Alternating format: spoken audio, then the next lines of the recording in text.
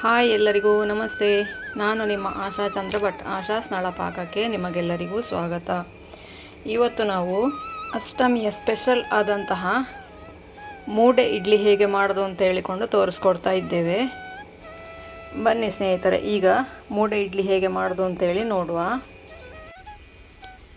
ಬಾಳೆ ಎಲೆ ಮೂಡೆ ಇಡ್ಲಿ ಮಾಡಲಿಕ್ಕೆ ನೋಡಿ, ಈ ಥರ ಅಗಾಲ ಎಲೆಯ ಬಾಳೆ ಆಗಬೇಕು. ಇದನ್ನು ಈಗ ಕಡಿದುಕೊಳ್ಳುವ. ಇಡ್ಲಿ ಮಾಡಲಿಕ್ಕೆ ನಾನಿವತ್ತು 1 ಕಪ್ ಉದ್ದಿನ ಬೇಳೆ ತಗೊಂಡಿದ್ದೇನೆ. ಯಾವ ಕಪ್ಪಲ್ಲಿ ಉದ್ದಿನ ಬೇಳೆ ತಗೊಳ್ತೇನೆ ಅದೇ ಕಪ್ಪಲ್ಲಿ 3 ಕಪ್ಪಷ್ಟು ಅಕ್ಕಿ ರವೆ. ನೋಡಿ, ಇಡ್ಲಿ ರವೆ ಅಂತೇಳಿ ಬರ್ಕೊಂಡಿದೆ ಇದರಲ್ಲಿ. ಇದನ್ನು ಹಾಕ್ತೇನೆ ನಾನಿವತ್ತು. ಮೊದಲಿಗೆ ಇದನ್ನು ನುಣ್ಣಗೆ ರುಬ್ಬಿಕೊಳ್ಳುವ. ರುಬ್ಲಿಕ್ಕೆ ಎಷ್ಟು ನೀರು ಬೇಕೋ ಅಷ್ಟೇ ನೀರು ಹಾಕ್ಕೊಳ್ಳಿ, ಜಾಸ್ತಿ ನೀರು ಹಾಕ್ಕೊಳ್ಬೇಡಿ. ಫಸ್ಟಿಗೆ ಉದ್ದನ್ನು ಇಲ್ಲಿ ನಾನು ಒಂದು 3 ಗಂಟೆ ನೆನೆಸಿದ್ದೇನೆ ಅಷ್ಟೇ.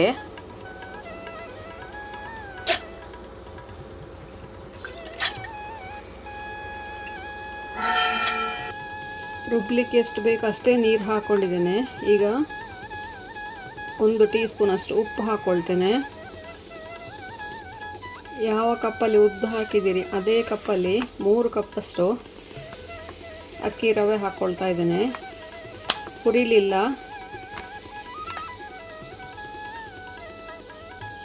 ಇದನ್ನು ಈಗ ಕೈನಲ್ಲೇ ಮಿಕ್ಸ್ ಮಾಡಿಕೊಳ್ಬೇಕು. ನಾವು ಸೌಟಲ್ಲೆಲ್ಲ ಮಾಡಿದರೆ ಅದು ಸರಿಯಾಗಿ ಕೆಲವೊಮ್ಮೆ ಹುಳಿ ಬರೋದಿಲ್ಲ. ಇಡ್ಲಿ ನಿಮಗೆ ಮೆತ್ತಗೆ ಹೂವಿನ ಹಾಗೆ ಬರಬೇಕು ಅಂತಾದರೆ ಅದನ್ನು ನಾವು ಯಾವಾಗಲೂ ಕೈಯಲ್ಲೇ ಅದನ್ನು ಮಿಕ್ಸ್ ಮಾಡಿಕೊಳ್ಬೇಕು. ದೋಸೆ ಹಿಟ್ಟು ಕೂಡ ಹಾಗೆ, ಕೆಲವೊಮ್ಮೆ ಹುಳಿ ಬರೋದಿಲ್ಲ, ದೋಸೆ ಸರಿಯಾಗಿ ಬರೋದಿಲ್ಲ, ಪೇಪರ್ ದೋಸೆ ಸರಿಯಾಗೋದಿಲ್ಲ ಅಂತೇಳಿ ನಿಮಗೆ ಅನ್ನಿಸ್ತಾ ಇದ್ದರೆ ಅದನ್ನು ಒಂದು ಸತಿ ನೀವು ಹೀಗೆ ಈ ಥರ ಕೈಯಲ್ಲಿ ಮಿಕ್ಸ್ ಮಾಡಿ ನೋಡಿ, ಆವಾಗ ಹೇಗಾಗ್ತದೆ ಅಂತೇಳಿ ನೋಡಿ. ಸರಿಯಾಗಿ ಅದನ್ನು ಒಂದು ಸೈಡಿಗೆ ಹೀಗೆ ಗಾಳಿ ತುಂಬುವ ಹಾಗೆ ಹೊಡೆದು ಅದನ್ನು ಮಿಕ್ಸ್ ಮಾಡಬೇಕು. ಆವಾಗ ನಿಮ್ಮ ಇಡ್ಲಿ ಚೆನ್ನಾಗಿ ಬರ್ತದೆ.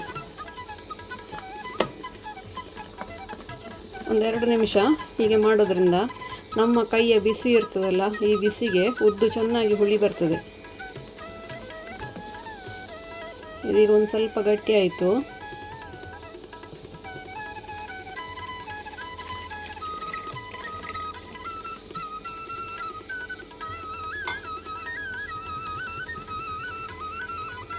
ದೋಸೆ ಹಿಟ್ಟಿಗಿಂತ ಇಡ್ಲಿ ಹಿಟ್ಟು ಗಟ್ಟಿಯಾಗಿರಬೇಕು. ಹಾಗಂತೇಳಿ ತುಂಬ ಗಟ್ಟಿ ಆದರೆ ಇಡ್ಲಿ ಗಟ್ಟಿ ಆಗ್ತದೆ, ತುಂಬ ಗಟ್ಟಿ ಕೂಡ ಆಗಬಾರ್ದು. ಅದು ನಾವು ಕೈಯಿಂದ ಬಿಡುವಾಗ ಸರಿಯಾಗಿ ಕೆಳಗೆ ಬೀಳುವ ಹಾಗೆ ಇರಬೇಕು, ತುಂಡು ತುಂಡಾಗಿ ಬೀಳಬಾರ್ದು ಕೈಯಿಂದ ಹಿಟ್ಟು. ನೋಡಿ, ಈ ಥರ ನಾವು ಬಿಡುವಾಗ ನೋಡಿ ಹೀಗೆ ಹೋಗ್ತಾ ಇರಬೇಕು ಹಿಟ್ಟು. ನೋಡಿ, ಈ ಥರ ಬಂದರೆ ನಿಮ್ಮ ಇಡ್ಲಿ ಚೆನ್ನಾಗಿ ಬರ್ತದೆ. ಯಾಕೆಂದರೆ ಈಗ ನೀವು ಮಿಕ್ಸ್ ಮಾಡಿ ಇಟ್ಟ ಅಕ್ಕಿ ತರಿ ನೀರು ಎಳ್ಕೊಂಡು ಹದವಾಗಿರ್ತದೆ ನಾಳೆ ಬೆಳಿಗ್ಗೆ ಆಗುವಾಗ. ಉಪ್ಪು ನಾನು ಇವತ್ತೇ ಹಾಕ್ಕೊಂಡಿದ್ದೇನೆ. ನೋಡಿ, ಈ ಥರ ಬರಬೇಕು. 1 ಕಪ್ ಉದ್ದಿಗೆ 3 ಕಪ್ಪು ಅಕ್ಕಿ ತರಿ. ಅಕ್ಕಿ ಹಾಕುತ್ತಿದ್ದರೂ ಅಷ್ಟೇ, ಅಕ್ಕಿ ಕಡ್ದು ಹಾಕೋದಾದರೂ ಕೂಡ 1 ಕಪ್ ಉದ್ದಿಗೆ 3 ಕಪ್ ಅಕ್ಕಿ ಹಾಕ್ಬೋದು. ಇಡ್ಲಿ ಅಕ್ಕಿ ಅಂತಲೇ ಸಿಗ್ತದೆ, ಕೆಲವು ಇಲ್ಲದೆ ದೋಸೆ ಅಕ್ಕಿ ಆದರೂ ಆಗ್ತದೆ. ನೋಡಿ, ಇದೀಗ ಹಿಟ್ಟು ರೆಡಿ ಆಯಿತು. ಇದನ್ನು ಮುಚ್ಚಿ ಇಡುವ ಹೀಗೇ.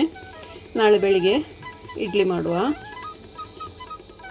ಅಷ್ಟಮಿಗೆ ಮಾಡುವಂಥ ಮೂಡೆ ಇಡ್ಲಿ ಮಾಡಲಿಕ್ಕೆ ನೋಡಿ, ಅದಕ್ಕೆ ಸಾಧಾರಣ ಒಂದು 2 ಫೀಟ್ ಉದ್ದದ ಬಾಳೆ ಎಲೆ ಬೇಕು. ಅದನ್ನು ನೋಡಿ ಮೊದಲಿಗೆ ಹೀಗೆ ಸೈಡಿಂದ ಹೀಗೆ ಫೋಲ್ಡ್ ಮಾಡ್ತಾ ಬರೋದು. ಅದನ್ನು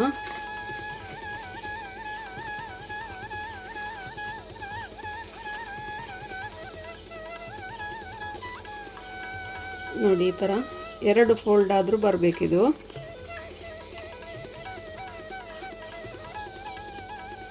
ಹೆಚ್ಚಿಗೆ ಇರೋದನ್ನು ಕಟ್ ಮಾಡಿಕೊಳ್ಬೋದು.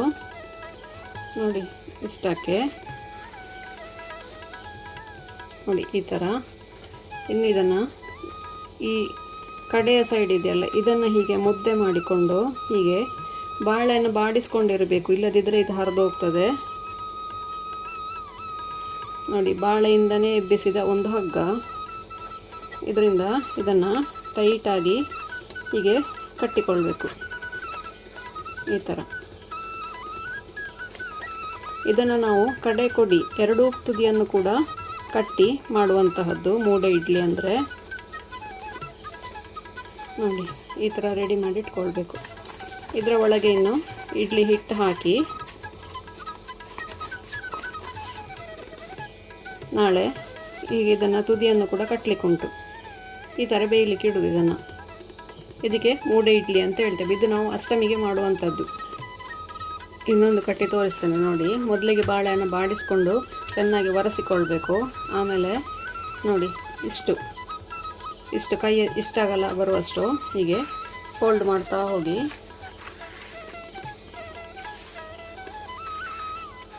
ಮಿನಿಮಮ್ 2 ರೌಂಡ್ ಬರಬೇಕು, ಇಲ್ಲದಿದ್ದರೆ ಹರಿದು ಹೋಗ್ತದೆ. ನೋಡಿ ಈ ಥರ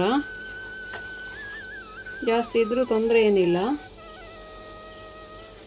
ಇದನ್ನು ಈಗ ಈ ಸೈಡನ್ನು ಮುದ್ದೆ ಮಾಡಿಕೊಳ್ಬೇಕು. ಹೀಗೆ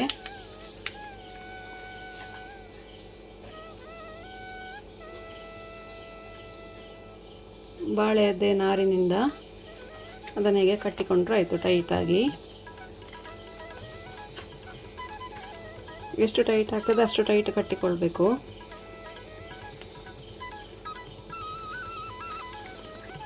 ನೋಡಿ ಮೂಡೆ ಇಡ್ಲಿಯ ಮೂಡೆ ರೆಡಿ ಆಯಿತು.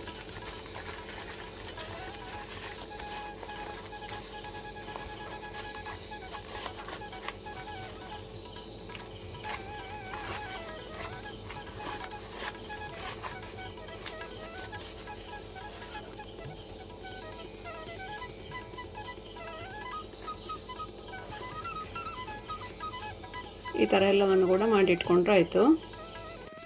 ನಿನ್ನೆ ಮುಚ್ಚಿಟ್ಟ ಹಿಟ್ಟು ನೋಡಿ ಚೆನ್ನಾಗಿ ಹುಳಿ ಬಂದಿದೆ ಇದೀಗ.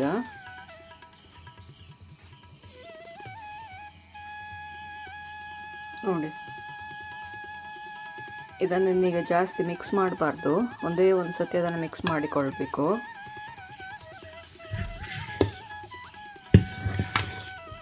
ಅಂದರೆ ಅದರಲ್ಲಿರುವ ಆರನ್ನು ತೆಗಿಬಾರ್ದು, ನಾವು ಸುಮ್ಮನೆ ಮಿಕ್ಸ್ ಮಾಡಿಕೊಂಡ್ರೆ ಸಾಕು.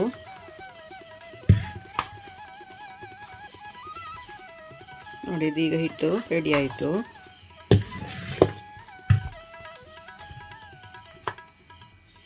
ಮೂಡೆ ಇಡ್ಲಿ ಮಾಡಲಿಕ್ಕೆ ನೋಡಿ ಈ ಥರ ಬಾಳೆ ಎಲೆಯನ್ನು ಒಂದು ಲೋಟದಲ್ಲಿ ಇಟ್ಕೊಳ್ಬೇಕು ನಾವು ಕಟ್ಟಿರುವಂತಹದ್ದು.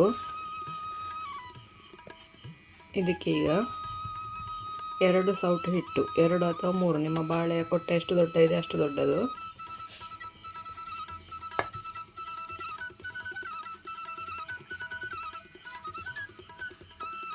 ಫುಲ್ ಹಾಕಬಾರ್ದು ಅದಕ್ಕೆ. ನಾನಿಲ್ಲಿ 3 ಹಾಕ್ತಾ ಇದ್ದೇನೆ ನನ್ನ ಸೌಟಲ್ಲಿ.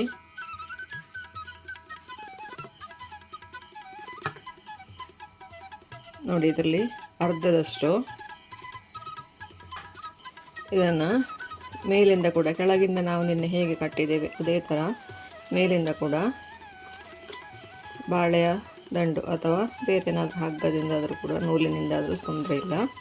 ಹೀಗೆ ಗಟ್ಟಿಯಾಗಿ ಕಟ್ಟಿ ಅದನ್ನು ಇಷ್ಟೇ ಕಟ್ಟಿದರೆ ಸಾಕಾಗ್ತದೆ. ನೋಡಿ ಅಡಿಯನ್ನು ಹೀಗೆ ಮಾಡಿ ಈ ಥರ ಪಾತ್ರೆಯಲ್ಲಿ ಬೇಯಲಿಕ್ಕೆ ಇಡೋದು. ಇದನ್ನು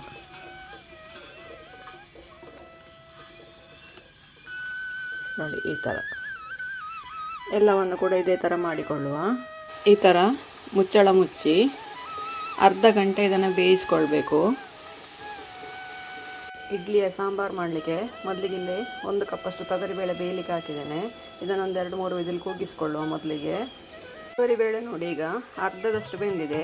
ಈಗ ಇದಕ್ಕೆ ಆಲೂಗಡ್ಡೆ ಹಾಗೂ 2 ಹಸಿಮೆಣಸು ಹಾಕ್ಕೊಳ್ತಾ ಇದ್ದೇನೆ. ರುಚಿಗೆ ಬೇಕಾದಷ್ಟು ಉಪ್ಪು. ಇದನ್ನು ಈಗ ಪುನಃ ಮುಚ್ಚಳ ಮುಚ್ಚಿ 2 ವಿಸಿಲ್ ಕೂಗಿಸ್ಕೊಳ್ತೇನೆ. ಇದು ಬೇಯುವಷ್ಟರಲ್ಲಿ ನಾವು ಮಸಾಲೆ ಹುರಿದುಕೊಳ್ಳುವ. ಒಂದು ಸ್ವಲ್ಪ ಕರಿಬೇವು, ಒಂದು 4 ಬ್ಯಾಡಗಿ ಮೆಣಸು ಹಾಕ್ಕೊಂಡಿದ್ದೇನೆ, 1 ಟೀ ಸ್ಪೂನಷ್ಟು ಕಡಲೆಬೇಳೆ, 1 ಟೀ ಸ್ಪೂನಷ್ಟು ಉದ್ದಿನಬೇಳೆ. ಇದಿಷ್ಟನ್ನು ಮೊದಲಿಗೆ ಒಂದು ಸ್ವಲ್ಪ ಫ್ರೈ ಮಾಡಿಕೊಳ್ಳುವ. ಒಂದು 10 ಕಾಳು ಮೆಂತೆ. ಇದೊಂದು ಸ್ವಲ್ಪ ಒಂದು ನಿಮಿಷ ಅಥವಾ 2 ನಿಮಿಷ ಹೀಗೆ ಇದನ್ನು ಫ್ರೈ ಮಾಡಿ ನಂತರ ಇದಕ್ಕೆ 1 ಟೇಬಲ್ ಸ್ಪೂನಷ್ಟು ಕೊತ್ತಂಬರಿ, 1 ಟೀ ಸ್ಪೂನಷ್ಟು ಜೀರಿಗೆ, ನಾನಿಲ್ಲಿ ಹುಡಿ ಇಂಗು ಹಾಕುವ ಕಾರಣ ಈಗ ಸೇರಿಸ್ಕೊಳ್ತಾ ಇದ್ದೇನೆ. ನೀವು ಮುದ್ದೆ ಇಂಗು ಹಾಕೋದಾದರೆ ಅದನ್ನು ಫಸ್ಟಿಗೆ ಫ್ರೈ ಮಾಡಿಕೊಳ್ಬೇಕು. ಒಂದು 1/4 ಟೀ ಸ್ಪೂನಷ್ಟು ಇಂಗು. ಇವಿಷ್ಟನ್ನು ಸಣ್ಣ ಉರಿಯಲ್ಲಿ ಸರಿಯಾಗಿ ಫ್ರೈ ಆಗೋವರೆಗೆ ಫ್ರೈ ಮಾಡಬೇಕು. ಕೆಂಪಾದರೆ ಸಾಕಿದು. ಇದಕ್ಕೀಗ 2 ಟೇಬಲ್ ಸ್ಪೂನಷ್ಟು ಕೊಬ್ಬರಿ ತುರಿ ಅಥವಾ ಒಣ ಕೊಬ್ಬರಿ ಕೂಡ ಸೇರಿಸ್ಕೊಳ್ಬೋದು. ಇದನ್ನು ಈಗ ಇದರ ಜೊತೆಗೇ ಒಂದು 2 ನಿಮಿಷ ಬಾಡಿಸ್ಕೊಳ್ಬೇಕು. ಇಡ್ಲಿ ಸಾಂಬಾರಿಗೆ ಹೀಗೆ ಮಾಡೋದ್ರಿಂದ ಅದು ತುಂಬ ರುಚಿ ಆಗ್ತದೆ. ಅದು ನಿಮಗೆ ಹೋಟ್ಲಲ್ಲಿ ಸಿಗುವ ರೀತಿಯೇ ಬರ್ತದೆ ಅದು. ನೋಡಿ, ಇದೀಗ ರೆಡಿ ಆಯಿತು ಮಸಾಲೆ. ಇದನ್ನು ಈಗ ಪುಡಿ ಮಾಡಿಕೊಳ್ಬೋದು, ಇಲ್ಲ ನುಣ್ಣಗೆ ರುಬ್ಬಿಕೊಳ್ಬೋದು. ನಾನು ನುಣ್ಣಗೆ ರುಬ್ಬಿಕೊಳ್ತಾ ಇದ್ದೇನೆ ಇದನ್ನು. ಇದು ನೋಡಿ ಈಗ ಬೆಂದು ರೆಡಿಯಾಗಿದೆ. ಇದಕ್ಕೆ ರುಬ್ಬಿದಂತಹ ಮಸಾಲೆಯನ್ನು ಸೇರಿಸ್ಕೊಳ್ತಾ ಇದ್ದೇನೆ. ಇದು ನಿಮಗೆ ಎಷ್ಟು ತೆಳ್ಳಗೆ ಬೇಕೋ ಅಷ್ಟು ನೀರು ಸೇರಿಸ್ಕೊಳ್ಳಿ. ತುಂಬ ತೆಳ್ಳಗೆ ಬೇಕು ಅಂತಂದರೆ ತುಂಬ ನೀರು ಹಾಕ್ಕೊಳ್ಳಿ. ಸಾಂಬಾರನ್ನ ಅದಕ್ಕೆ ಇರಲಿ ಅಂತ ಹೇಳಿದ್ರೆ ಒಂದು ಸ್ವಲ್ಪ 1 ಕಪ್ ನೀರು ಹಾಕಿದರೆ ಸಾಕು. ಯಾಕಂದರೆ ನಾವು ಇದಕ್ಕೆ ಬೇಳೆ ಹಾಕಿರ್ತೇವೆ, ಅದು ಸ್ವಲ್ಪ ಮಂದ ಬರ್ತದೆ. ಅದು ಮೇಲಿಂದ ಒಂದು ಸ್ವಲ್ಪ ಕೊತ್ತಂಬರಿ ಸೊಪ್ಪು ಹಾಕ್ಕೊಳ್ಳುವ.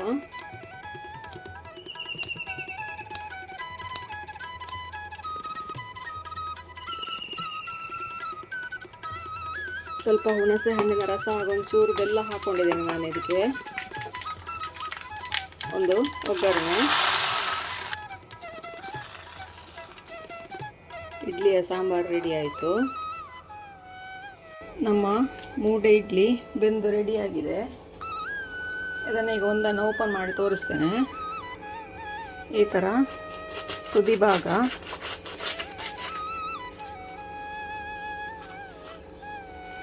ಕಟ್ ಮಾಡಿಕೊಂಡು ಅದನ್ನು ಈ ಥರ ಬಿಡಿಸಿದರೆ ಆಯಿತು. ರುಚಿಯಾದ ನಮ್ಮ ಮೂಡೆ ಇಡ್ಲಿ, ಕೃಷ್ಣನಿಗೆ ಇಷ್ಟವಾದಂತಹ ಅಷ್ಟಮಿ ಸ್ಪೆಷಲು. ಇದು ನಾವು ಅಷ್ಟಮಿ ಅಥವಾ ಚೌತಿಗೆ ಮಾಡೋದು ಈ ಥರ ಇಡ್ಲಿಗಳನ್ನು. ಮೂಡೆ ಇಡ್ಲಿ ರೆಡಿ ಆಯಿತು.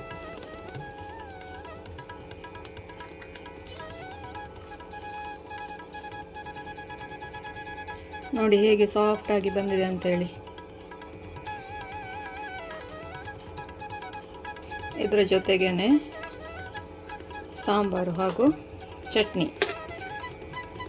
ಚಟ್ನಿಗೆ ಕಾಯಿ, ಸ್ವಲ್ಪ ಪುಟಾಣಿ ಕಡಲೆ ಮತ್ತು 1 ದಂಡು ಪುದೀನ, ಸ್ವಲ್ಪ ಕೊತ್ತಂಬರಿ ಸೊಪ್ಪು ಹಾಗೂ ಶುಂಠಿ, ಉಪ್ಪು, ಹುಳಿ ಸೇರಿಸಿ ನುಣ್ಣಗೆ ರುಬ್ಬಿಕೊಂಡದ್ದು. ನೀವು ಕೂಡ ಒಮ್ಮೆ ಟ್ರೈ ಮಾಡಿ ನೋಡಿ, ಹೇಗಾಯಿತು ಅಂತ ಕಮೆಂಟ್ ಮೂಲಕ ನಮಗೆ ತಿಳಿಸಿ. ಲೈಕ್ ಕೊಟ್ಟು ಶೇರ್ ಮಾಡಿ. ನೀವಿನ್ನೂ ನಮ್ಮ ಚಾನಲನ್ನು ಸಬ್ಸ್ಕ್ರೈಬ್ ಮಾಡ್ಕೊಳ್ಳಿಲ್ಲ, ಸಬ್ಸ್ಕ್ರೈಬ್ ಮಾಡಿಕೊಂಡು ಪಕ್ಕದಲ್ಲೇ ಇರೋ ಬೆಲ್ ಐಕಾನನ್ನು ಒತ್ತಿ ನಮ್ಮನ್ನು ಸಪೋರ್ಟ್ ಮಾಡಿ. ನಾಳೆ ಇನ್ನೊಂದು ಹೊಸ ವಿಡಿಯೋದೊಂದಿಗೆ, ಹೊಸ ರೆಸಿಪಿಯೊಂದಿಗೆ ಪುನಃ ನಿಮ್ಮನ್ನು ಭೇಟಿ ಆಗ್ತೇನೆ. ಧನ್ಯವಾದಗಳು.